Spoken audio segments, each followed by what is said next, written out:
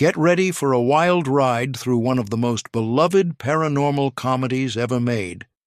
This isn't just any rundown of trivia. Think of it as an invitation to roam behind the scenes of Ghostbusters, 1984, in a way that feels fresh, imaginative, and playful, like you've stumbled on a treasure trove of quirky anecdotes and behind-the-curtain secrets. We're going to dive into 30 little-known facts that capture the film's genesis, its high-voltage production challenges, and the pop culture phenomenon it ignited. Picture yourself hanging out with Dan Aykroyd on a late-night call, listening to him rave about séances and proton packs, or watching Bill Murray ad-lib lines that nobody on set expected. This is a celebration of the creative sparks that built a comedic empire, a heartfelt tribute to the dreamers, the risk-takers, and the slightly offbeat minds who conjured a perfect mix of humor, horror, and sci-fi spectacle. Rather than breaking everything down into segments with big headlines, we're jumping straight into a single rolling narrative, peppered with a structured list of 30 goodies, ideal for a snappy YouTube voiceover or a mesmerizing read that keeps you glued from start to finish. Let's fire up the Ecto one, rev those proton packs, and embark on a spirited, pun-intended journey. Dan Aykroyd's paranormal roots. Dan Aykroyd's fascination with the supernatural wasn't just a passing whim, it was practically woven into his DNA. His family's long-standing interest in the occult went back generations. His great-grandfather famously conducted séances at home, and his father wrote an entire book on parapsychology. Growing up, Aykroyd was steeped in ghost stories and the possibility that the afterlife was more tangible than most believed. That deep-rooted curiosity became the spark for an outlandish story about 3 out-of-work parapsychologists who turn a ghost-catching side hustle into a full-fledged New York City operation. Without that familial passion, Ghostbusters might never have roamed the realm of comedic specters in quite the same way, or at all. Original sci-fi concept, before Ghostbusters became the city-based adventure we know and love, Aykroyd's first draft, titled Ghost Smashers, transported audiences into a futuristic realm where intergalactic spooks got chased across multiple dimensions. The concept was enormous in scale, with complicated effects and elaborate sets galore. Studio executives balked at the projected budget, which would have soared far beyond the original $25 million limit.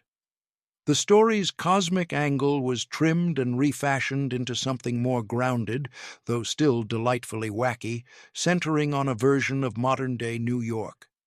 Yet, even in its simplified form, the script crackled with ambition. A city under siege by spirits, a team of offbeat heroes, and plenty of comedic chaos. Harold Ramis's rewrite enter. Harold Ramis, a writer-actor-director known for comedic gems like Caddyshack.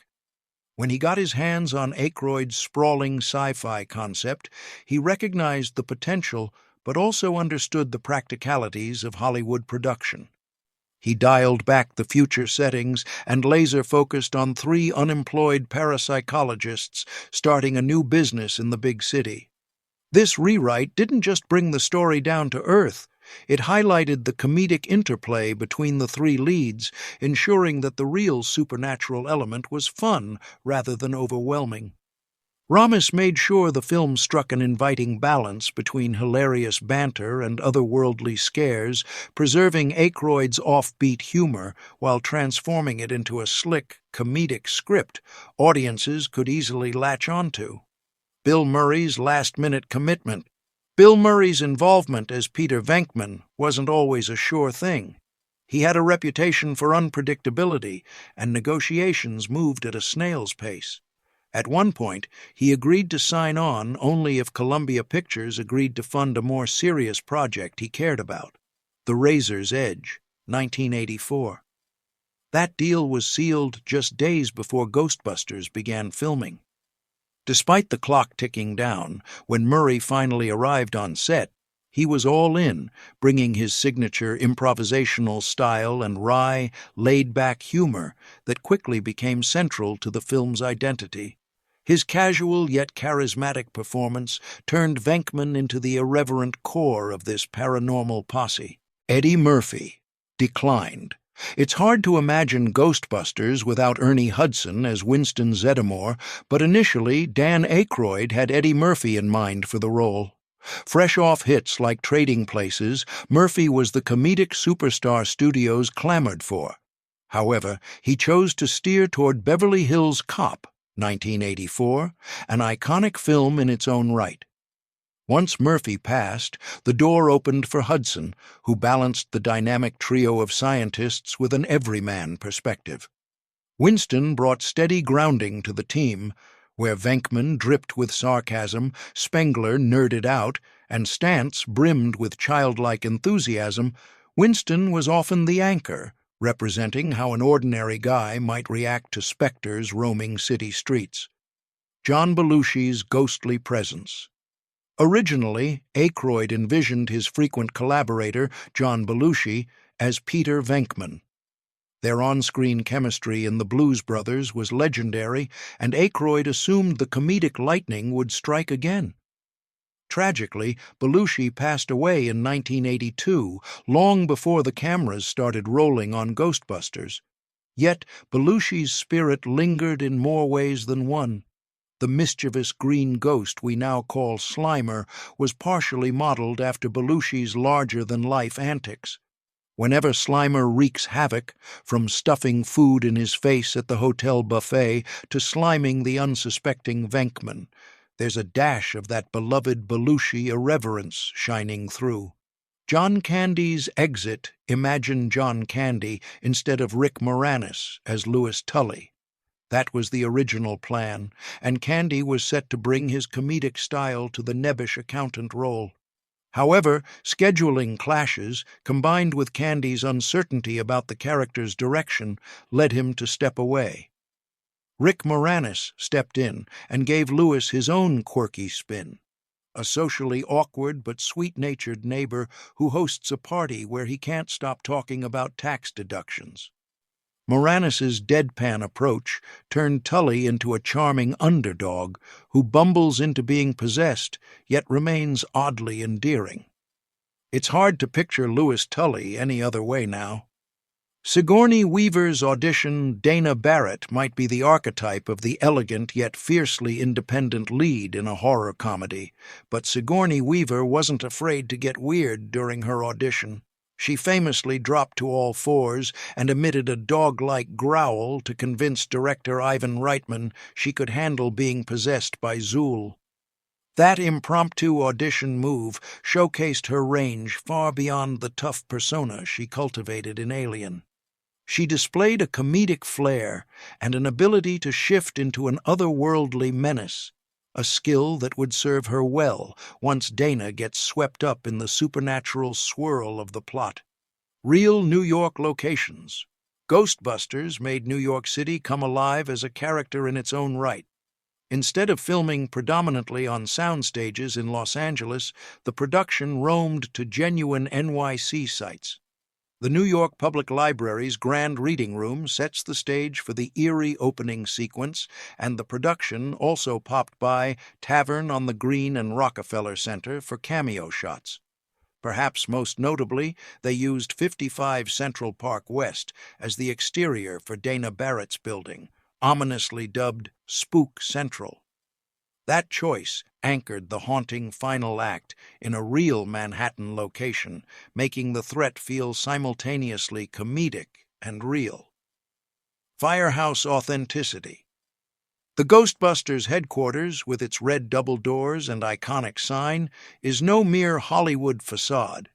It's a decommissioned fire station, Hook and Ladder 8, tucked away in the Tribeca neighborhood of Manhattan. Though some interior shots were filmed elsewhere, the building itself remains an operational firehouse even today, and a pilgrimage site for devoted fans. The station's distinctive architecture gave the Ghostbusters base that scrappy, lived-in charm. Over the years, it's attracted countless tourists snapping selfies beneath the famous sign, forging a tangible link between the film's fictional universe and the city it so warmly embraced. Stay Puft Marshmallow Man. Origin. When it came time for a towering threat in the film's climactic battle, Aykroyd recalled his childhood love of marshmallows and comedic brand mascots. The Stay Puft Marshmallow Man was intentionally designed to appear cuddly and innocently sweet, making his monstrous rampage through Manhattan that much more surreal. He's a literal walking oxymoron, a squishy, friendly-looking sailor unleashing citywide destruction. This bizarre figure capitalizes on the film's core comedic sensibility, taking a concept that might be cozy and safe and spinning it into a looming, unstoppable embodiment of apocalypse. As a result, the Stay Puft Marshmallow Man marched straight into movie iconography. Improvised lines. One of Ghostbusters' greatest charms is that it feels both scripted and spontaneous. Bill Murray, known for his comedic instincts, took the written lines as a springboard for on-set improvisation. Classic moments, like Venkman's "He slimed me" and "We came, we saw, we kicked its ass," were delivered with a timing and off-the-cuff energy that even the crew couldn't fully anticipate. The chemistry between Murray, Aykroyd, Ramis, and the rest cast that comedic net wide, often turning the set into a playground of ad-libs. This freewheeling approach injected the movie with a joyous unpredictability, ensuring the final cut felt lively and unrehearsed. Slimer's late naming. During production, the gluttonous green specter that terrorizes the Sedgwick Hotel was referred to by the crew as Onion Head. The name stemmed from the creature's potent stench. Animated with slime dripping everywhere, he was envisioned as an odorous, chaotic presence. When the movie hit theaters, though, that moniker was nowhere to be found. It was the fans who collectively started calling the ghoul Slimer, a nod to his most famous on-screen activity, sliming poor Venkman. The name stuck, and when the real Ghostbusters cartoon series debuted, Slimer was officially canonized and became a sort of mascot, embodying the franchise's zany spirit. No CGI in effects. Though 1984 was a turning point in special effects history, Ghostbusters relied largely on practical magic, puppetry, matte paintings, and hand-drawn animation for the proton streams. Any modern viewer might expect early CGI in a film about spooks and apparitions, but the production actually took a more old-school route. From phantoms to gargoyle transformations, optical illusions were achieved through layered film exposures and physical models. The result is an inimitable tactile charm. When you watch the original, those beams and ghosts have a handcrafted warmth that's often missing in all digital techniques. Proton pack weight. Those iconic proton packs, sleek black contraptions with swirling lights, weren't just decorative. They could weigh up to 30 pounds each, posing a genuine challenge for the actors who had to lug them around in long shooting days, often involving stunts or complicated blocking. The production team made lighter versions for certain scenes, but whenever the camera needed a close-up, the heavy hero packs came into play. The cast adapted, training themselves to move swiftly with the cumbersome gear, and that authenticity sells the idea that these devices might genuinely harness ghost-catching power. Library Ghost. Scare. Ghostbusters' opening scene sets the tone. A quiet library, a lone librarian, and an otherworldly confrontation that ends with her screaming in terror. Initially, the puppet used for the library ghost had a disturbingly grotesque, skeletal visage, so intense that test audiences found it genuinely frightening. The editors decided to soften the transition to the ghost's monstrous form, worried it might scare off viewers before the comedic heart of the film took hold. That subtle shift ensured that the film's first big scare was fun rather than nightmare-inducing, perfectly balancing chills and chuckles. Ray Parker Jr.'s lawsuit. The movie's theme song is almost as famous as its logo, but it didn't come without controversy. Ray Parker Jr.'s Ghostbusters soared to #1 on the charts, yet Huey Lewis filed a lawsuit, claiming it plagiarized his earlier hit, I Want a New Drug. The two parties settled out of court, presumably to avoid a protracted legal battle. However, a gag order meant neither side was supposed to talk about it publicly. When Lewis later mentioned the lawsuit in an interview, Parker countersued, thrusting the melody back under the legal microscope. Despite the drama, the song's infectious call-and-response chorus remains an undeniable pop culture staple. Theme song rush. Finding the perfect earworm for the film's theme was no small task. Ivan Reitman approached several notable musicians, including Lindsey Buckingham, hoping for a track that melded spooky undertones with a spirited bounce. Ultimately, Ray Parker Jr. got the gig late in the production schedule. He had to craft something catchy in 2 days, drawing inspiration from a cheesy commercial he saw on TV. The result was a jingle-like track that fit the film's concept of ghost hunters advertising their services. It clicked instantly, so much so that it's almost impossible to say Ghostbusters without somebody responding, "Who you gonna call?" Box office triumph. The budget for Ghostbusters landed somewhere between $25 and $30 million, a hefty sum for a comedy back in the mid-'80s. But that investment paid off in spades. The film raked in a global box office haul of around $295.2 million, securing its spot as the second highest-grossing film of 1984. Only Beverly Hills Cop edged it out. This triumph was more than just dollars and cents. It was a signal that audiences were ready for an inventive mashup of laughter and specters. It validated the creative risks Aykroyd and Ramos took, ensuring that Hollywood would soon take notice of comedies willing to push boundaries. Test screening. Success studios sometimes rely heavily on test screenings, and Ghostbusters proved why. In February 1984, the film was shown in a rough-cut form to gauge audience reaction. The response was through the roof.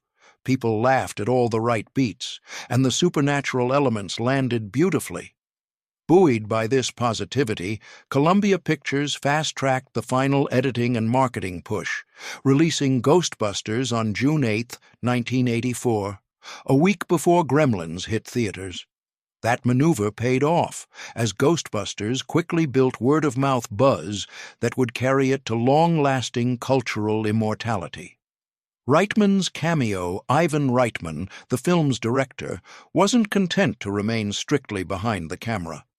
It turns out those eerie growls you hear from Zool and even Slimer's spectral squeals were partly voiced by Reitman himself.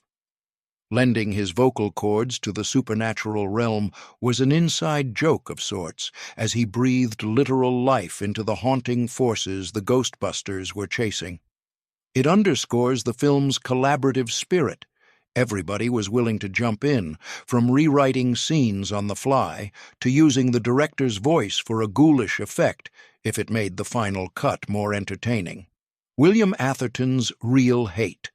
William Atherton stepped into the shoes of Walter Peck, an Environmental Protection Agency official whose antagonistic streak prompts him to shut down the Ghostbusters containment unit, unleashing citywide chaos.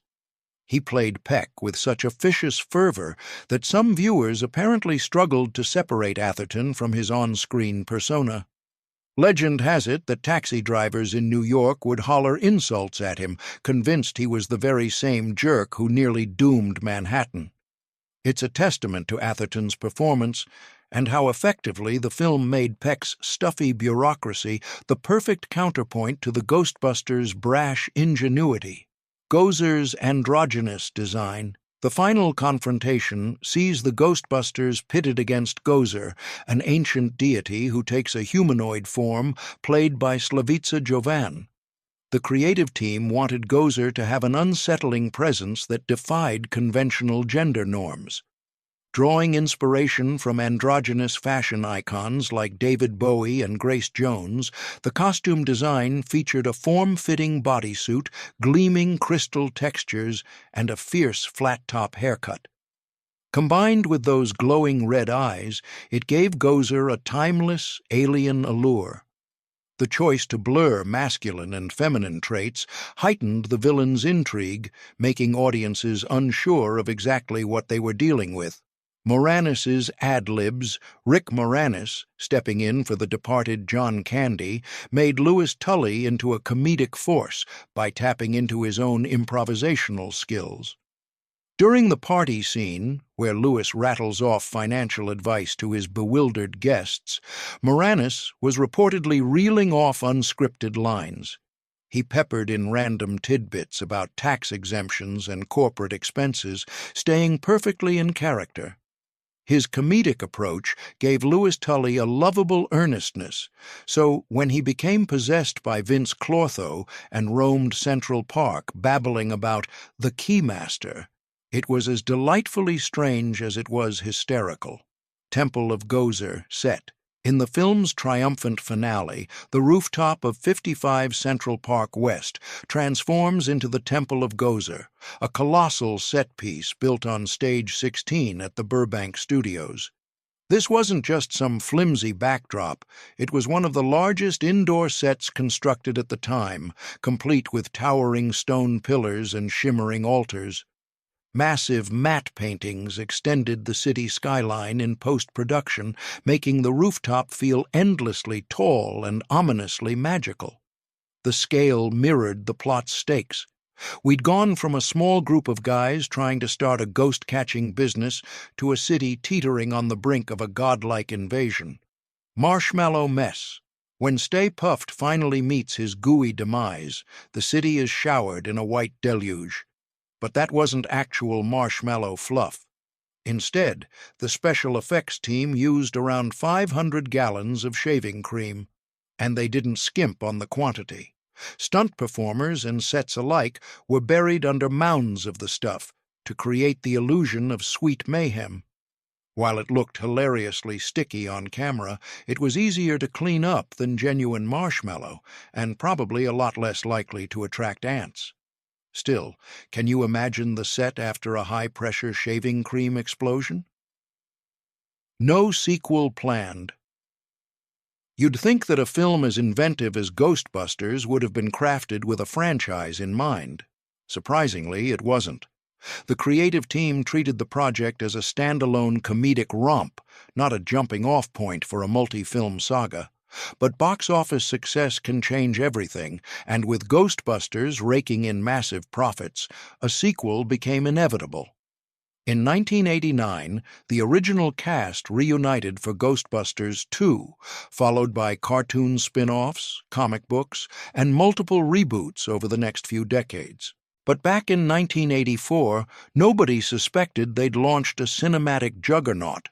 Merchandise boom. Few films can rival Ghostbusters when it comes to merchandising success. From action figures of the four leads to plush versions of Slimer and the Stay Puft Marshmallow Man, the brand snowballed into a global phenomenon. A prime example is Kenner's Proton Pack, a bright blue plastic toy that let kids act out their ghost-hunting fantasies in backyards and living rooms worldwide. Sales skyrocketed, and the film's iconic imagery, particularly the red no ghost symbol, adorned lunchboxes, t-shirts, and even cereal boxes. Ghostbusters became more than just a movie. It evolved into an entire ecosystem of fandom. Cultural impact. The Ghostbusters logo, which Michael C. Gross helped design, is instantly recognizable. That circle/ghost cameoed not just on film posters and VHS covers, but across pop culture references like The Simpsons, Family Guy, and Rick and Morty. It's arguably one of the most recognizable symbols ever created for a movie franchise, often parodied or lovingly homaged. At its core, that simple ghost silhouette being crossed out spoke volumes. It was whimsical, direct, and perfect for marketing. The film's comedic spirit plus its accessible branding turned Ghostbusters into a widely embraced phenomenon, spanning generations of fans who can still hum the theme song decades later. National Film Registry Ghostbusters was far from just another 80s blockbuster. In 2015, the Library of Congress recognized its cultural, historical, and aesthetic significance by adding it to the National Film Registry. This honor underscores what fans and critics had been saying all along. The film is a masterful fusion of comedy, fantasy, and that intangible spark of creativity. Even after so many years, its distinctive blend of humor and horror, anchored by career-defining performances, stands the test of time. The comedic camaraderie of the leads, the imaginative supernatural elements, and the vivid portrait of a haunted NYC have all contributed to its enduring legacy as a cinematic treasure. And there you have it. 30 lesser-known facts about a film that felt lightning in a bottle when it debuted and still crackles with energy today. Ghostbusters, 1984, continues to resonate as a marvelous tapestry of comedic genius, practical effects wizardry, and rebellious creativity. It's a movie born from Dan Aykroyd's love of the paranormal, sharpened by Harold Ramis's savvy rewrites, and lifted by a cast that improvised its way into cinematic history. The end result was more than a box-office juggernaut. It was a cultural landmark that turned New York City's haunted playground into a comedic battleground for the ages. From Slimer's late naming to Sigourney Weaver's ferocious audition, every nugget of behind-the-scenes insight only deepens our appreciation for how the film came together in that iconic summer of 1984. It's a reminder that sometimes the most extraordinary creations arise when you fuse unbridled passion, scrappy innovation, and a hint of the unknown. So the next time you hear that unmistakable theme song or see the No Ghost emblem emblazoned on a T-shirt, tip your hat to the team that harnessed the ectoplasmic weirdness of ghosts and the unfiltered spontaneity of brilliant comedians to craft a story that endures. Ghostbusters remains an indelible part of our cultural consciousness, always ready to show up, proton packs blazing, at the slightest sign of paranormal trouble.